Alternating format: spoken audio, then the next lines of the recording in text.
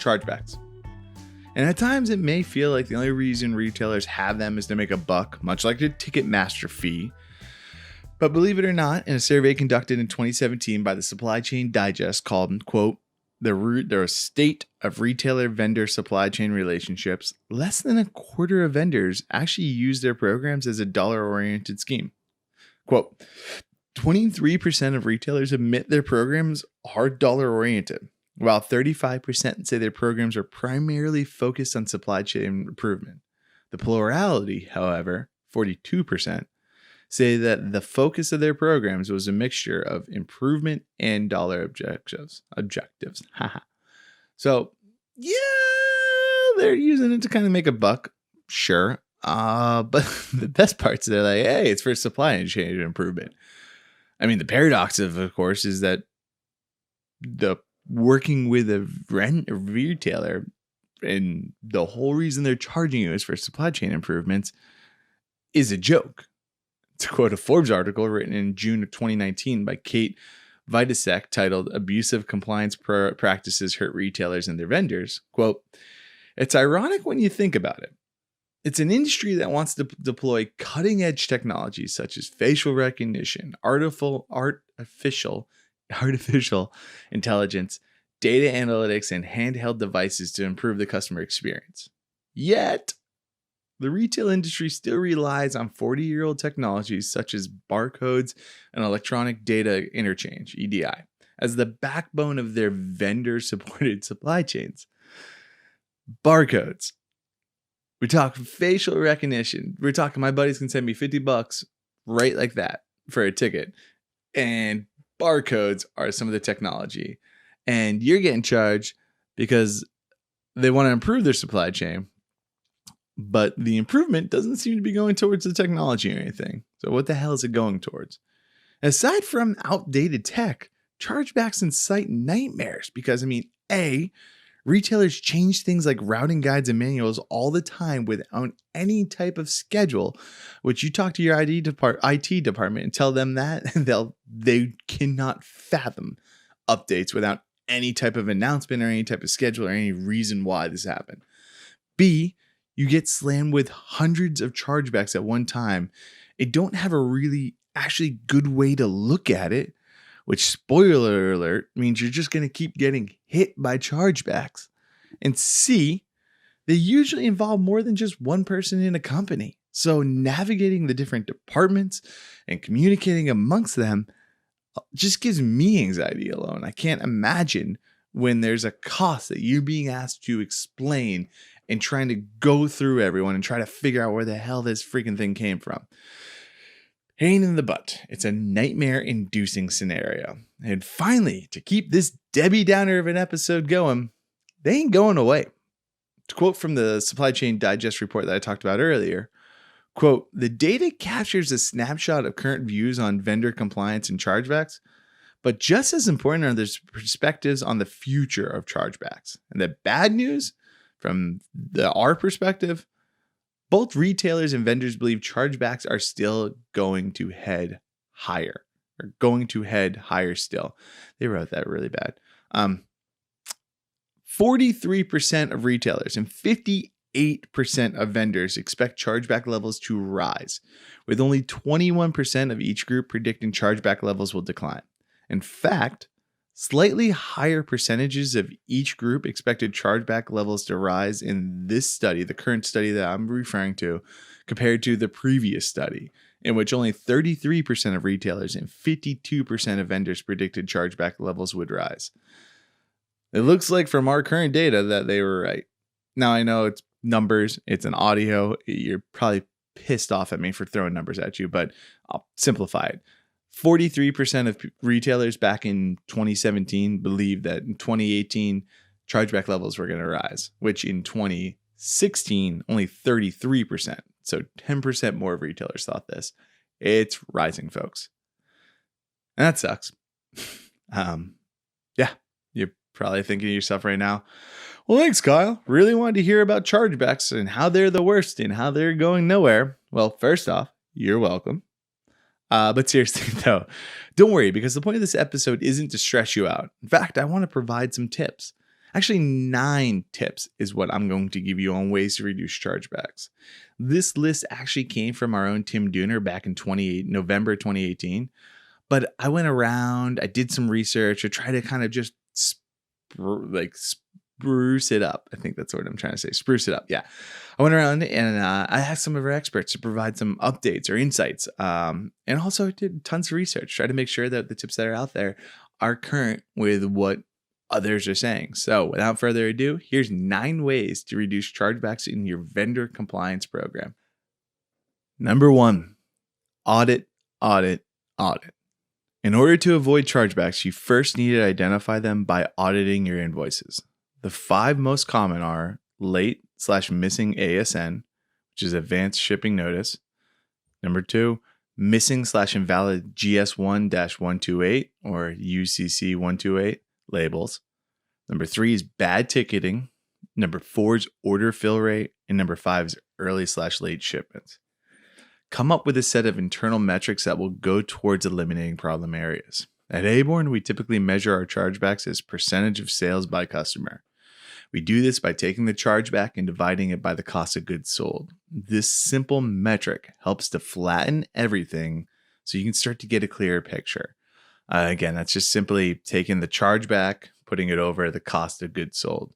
So setting up there, and then you kind of go from the vendors or the retailers you're working with, and you can kind of narrow it down to location. It's a lot.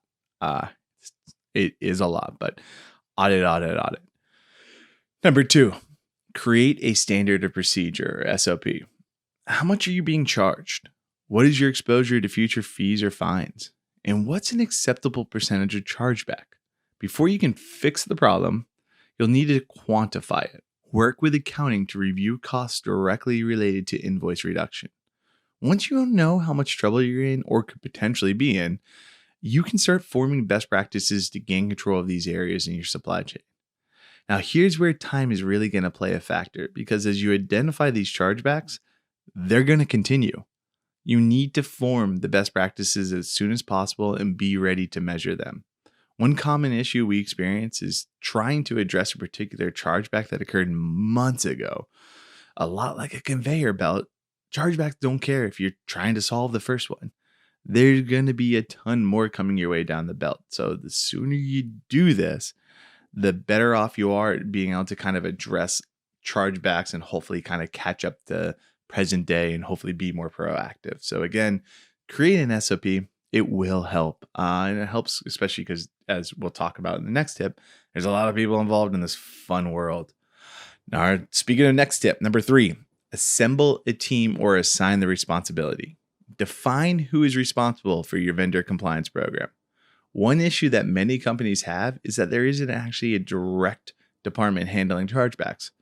While logistics, sales, and accounting all have their hand in invoicing at various stages, shippers that have a dedicated vendor chargeback owner perform best against their peers. Ultimately, a truly cross-functional team with hands in IT and finance, logistics, distribution, transportation, merchandising, etc., all should be involved. It takes a village, right? And here's a little addition to the tip that I personally found, and I think it really speaks volumes. Again, I was doing research, so this wasn't in part of the original list, but it was just an additional tip I ended up finding was assign a cost to the rule. Make sure your employees understand the financial consequences of not complying with the customer's routing guide. They need to know that a certain amount of money will be deducted from an invoice if they do not meet the customer's shipping requirements. If you don't educate your employees or just your team on how much money is being charged for their mistakes, they may not take routing guide compliance too seriously.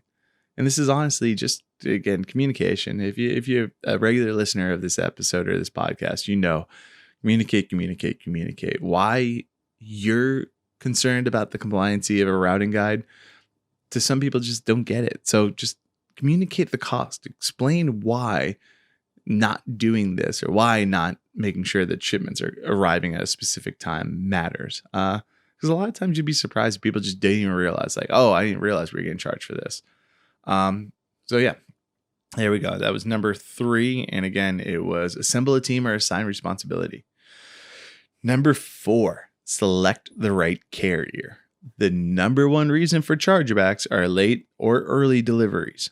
It's imperative that you select truckers who can remain in compliance with the needs of your retail partners. A great trucking rate may look fantastic at first, but if goods are being delivered at the wrong time, in the wrong order, with the wrong equipment, to the wrong dock, or with the labels on the wrong side, you're going to be facing a litany of avoidable chargebacks.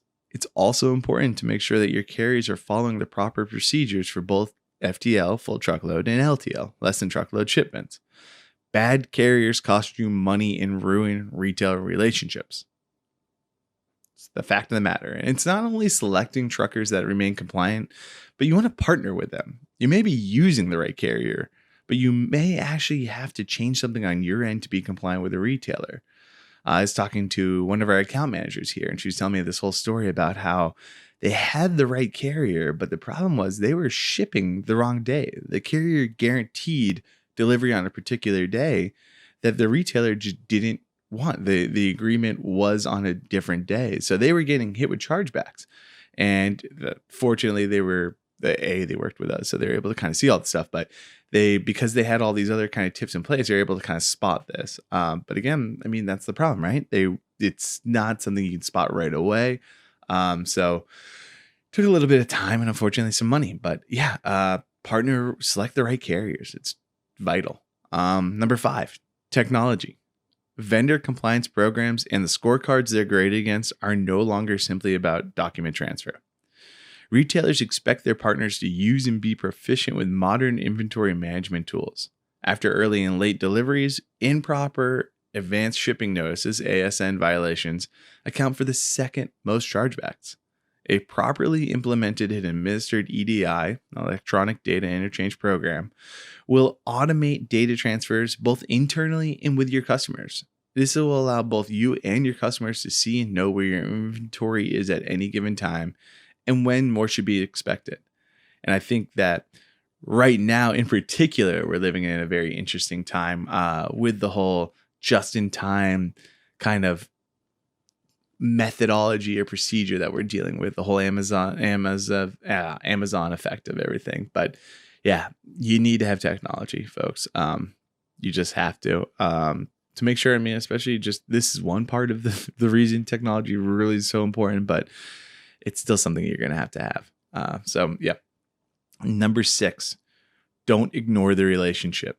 While chargebacks may make up 13% of a retailer's profit, most aren't using chargebacks as a profit center, i.e. what I talked about earlier.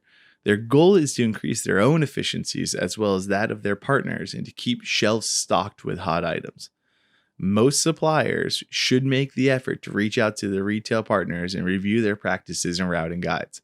Let them know that you're rewriting your SOPs and carrier instructions and want to be compliant with their standards. This opens up the dialogue and creates an opportunity to collaborate and build relationships. You may also want to consider setting up a quarterly conference call to review scorecards and discuss any changes to policy. A little communication can go a long way towards minimizing chargebacks. And here's a big thing to keep in mind. There are no standards amongst retailers when it comes to terminology. To quote Norman Katz of CatScan Inc. in his article in the Journal of Supply Chain Management, Logistics and Procurement titled, How Abusive Vendor Compliance Programs Are Affecting Retail Store Success, quote, a basic fundamental fact is that the retail industry has not addressed the idea of consolidating various terms in order to create a single date on purchasing that simply signifies when a purchase is no longer valid. Yeah, it just doesn't happen. Fact of the matter is there isn't a dictionary of terms that you can just read up on and understand every vendor you may be interacting with. Creating relationships with carrier, it's not just creating a relationship with carrier, but retailers themselves is vital. As typically it's your sales team that brought on the customer in the first place. And as we all know, didn't really take the time to learn the compliancy program. So set it all up. I mean, we talk about it all the time, communication. Yeah, I mean, if you listen to past episodes, you know, I've had Chris Peckham, the director of ops, on, and he talks about setting these up, communicating, and kind of making sure that everyone's on the same page. That's sort of where the issues come from.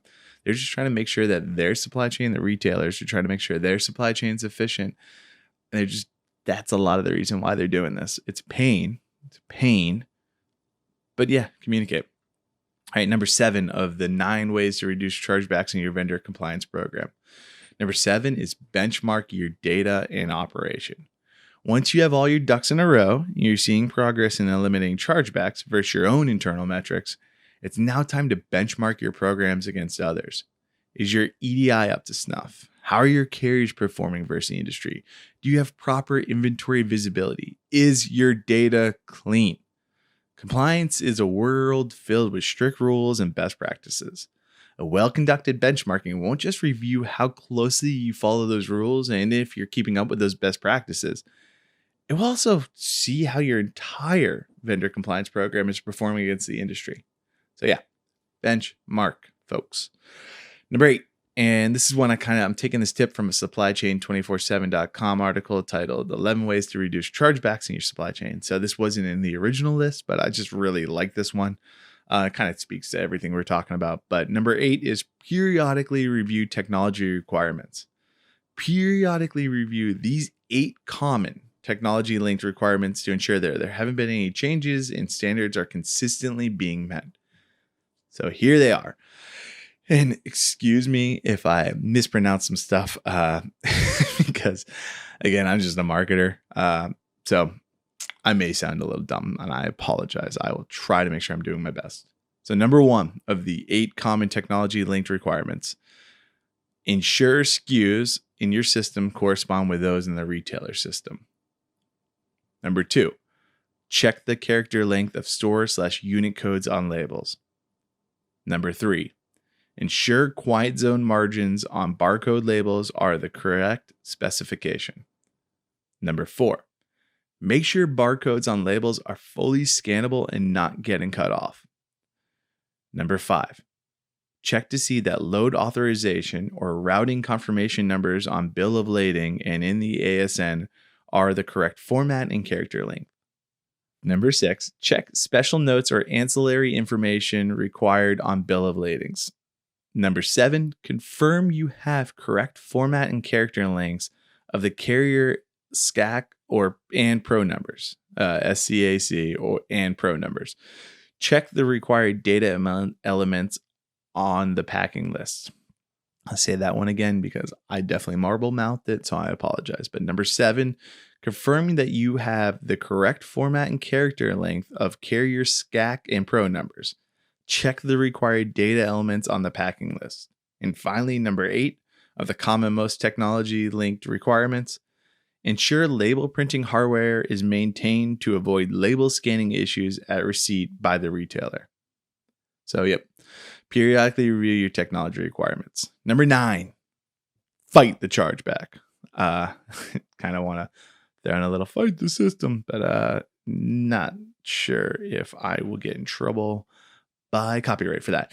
Fight the chargeback. That's the last big tip. Now that you have the system in place and have reviewed your chargebacks, you may start seeing fees that simply don't belong.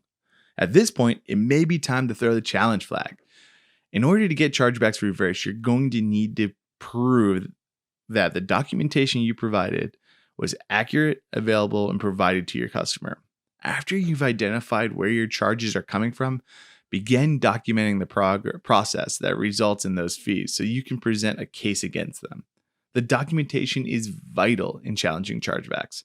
If you don't have an actual paper trail of documents making your case, it will be extremely difficult to win. And it's something that I've been talking to account managers and that's their first thing. A lot of times when they get asked to kind of look into chargebacks and whatnot, that's where it starts. They got to look at the documentation. They can't just kind of go based off of, oh, well, we know you said this and this is how this kind of runs. It's all based off of documents. And they say, if we don't have the documents, we know we're not going to win it. It's extremely difficult to win. So those are our 9 tips. Again, I'll read them out loud for you real quick, right? The 9 tips of ways to reduce chargebacks in your vendor compliancy program. Number 1, audit. Number 2, create a standard of procedure, SOP. Number 3, assemble a team or assign the responsibility. Number 4, select the right carrier. Number 5, technology. Number 6, don't ignore the relationship. Number 7, benchmark your data and operation. Number 8, periodically review technology requirements. And number 9, fight the chargeback. So if you're like me and you're proactively searching how to fight chargebacks, you've probably seen the tip of hire 3PL or 4PL.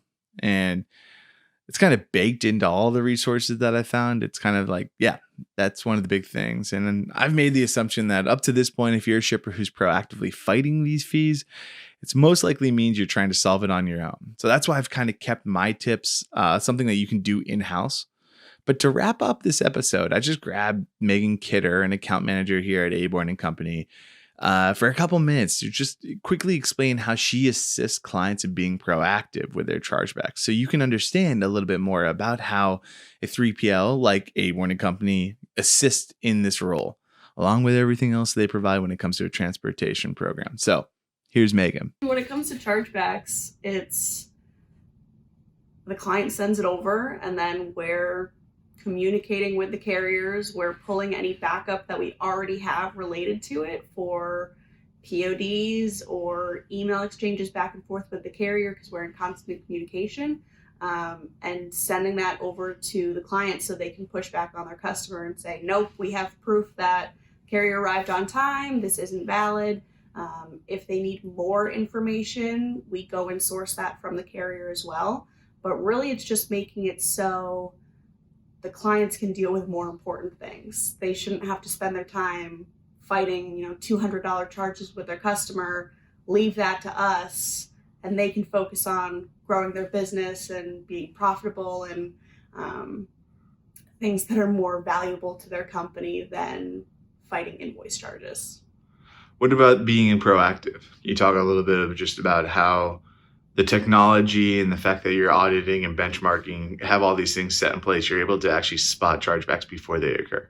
Yeah, so with our TMS, we have visibility to not only what the target delivery date is set by the customer, but when the carrier thinks they're going to be able to deliver it. So if there's any variances of an appointment that's set after the required delivery date, or if we get a heads up that they're running late and they might be 2 hours late for their appointment, we can give our client, who can then give their customer the heads up that there might be an issue, so they're prepared when a chargeback may come through 4 months later. Right. So essentially, you kind of, a client or someone who's dealing, a manufacturer who's got to deal with chargebacks, gets the heads up, which is the biggest thing because, as you know, with fighting it, it's all about documentation.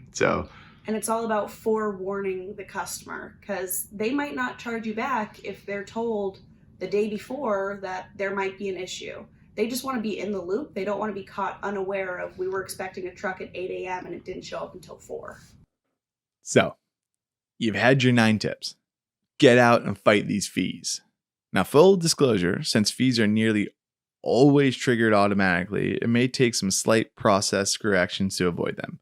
Simple issues like pallets being stacked or unloaded improperly, labels turned in instead of out, or truckers forgetting to log in can all result in fines. In addition, retailers aren't immune to mistakes. Missed label scans, not logging truckers out, and misplaced inventory can lead to chargebacks that aren't your responsibility. The better your system is, the easier it will be for you to win the challenge. Being vendor compliant is no longer just a headache. It's a necessity for all shippers, suppliers, vendors, and carriers.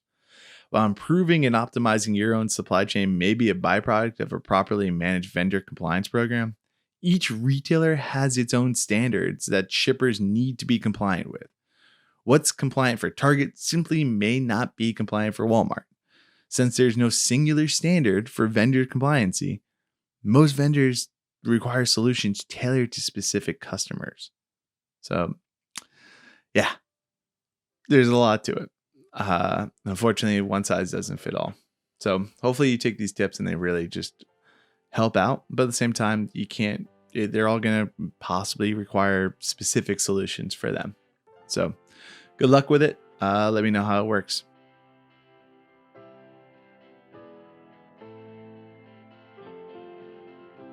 Do you have some tips or tricks that I just happen to miss? Let me know in the comments section. I'd love to learn more. In the meantime, subscribe to the channel.